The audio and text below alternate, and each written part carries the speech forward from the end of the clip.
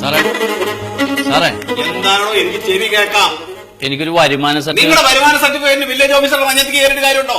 അല്ല സാറേ, തൊഴിലിനാമോദനത്തിന് നിങ്ങൾ ആദ്യം പോയി അക്ഷയെന്ന് ആ മറ്റേ അപ്ലിക്കേഷൻ ഒക്കെ ഉണ്ട്, അതൊക്കെ വാങ്ങിയിട്ട് ഫില്ല് ചെയ്തിട്ട് കൊണ്ടുപോവാ. എന്നിട്ട് ഞാനത് ശരിയാണെങ്കിൽ ഞാൻ സീല് വെച്ച് തരാം. സാറേ, അക്ഷയെ ചെന്നിരുന്നു. എന്റെ പൊന്നു സുഹൃത്തെ, എനിക്കിവിടെ ജോലി ഒരുപാടുണ്ടെന്ന്. ഈ പറഞ്ഞ മനസ്സിലാവാത്തത് എന്താണ്? നിങ്ങളൊന്ന് പോകാമോ?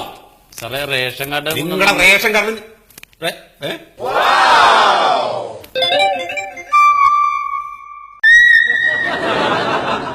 പണത്തിന് മേലെ പറന്നും പറക്കില്ല, പണത്തിന് മേലെ പറക്കില്ല. ചില ആളുകൾ എന്താണെന്നറിയോ, ഇതൊന്നുമില്ലാതെ ഇങ്ങോട്ട് വരും. അതാണ്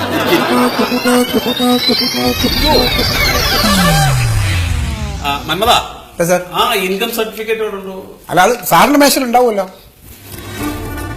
ആഹാ, ഇവിടെ ഉണ്ടല്ലോ. ഇതൊക്കെ എഴുതാൻ പുറത്തവിടെ ആളുകൾ ഇരിപ്പുണ്ട്.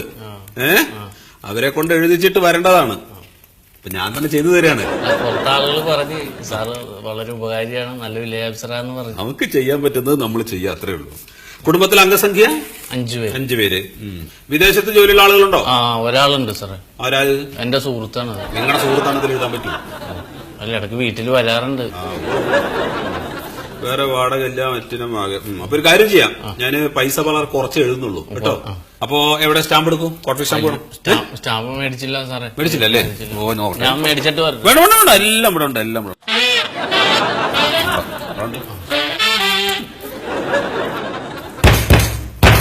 ഇത്രയേ ഉള്ളൂ പണി. ഇനി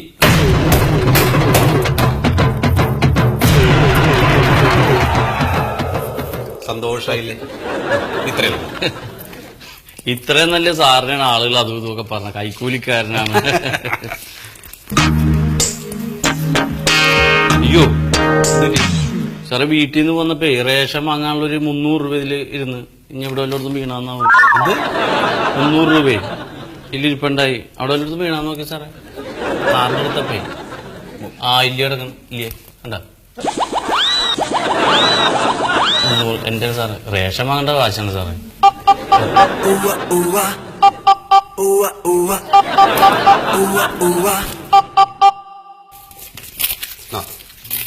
കൊണ്ടുപോ. 5-6 കൂടി ഉണ്ടല്ലോ സാർ. ആളെ കിടന്നോട്ടെ, തനിക്ക് കിട്ടുന്ന കിട്ടിയില്ലേ? അതോ റേഷൻ വാങ്ങേണ്ടതാണ്. ഇയാൾ പോണോ?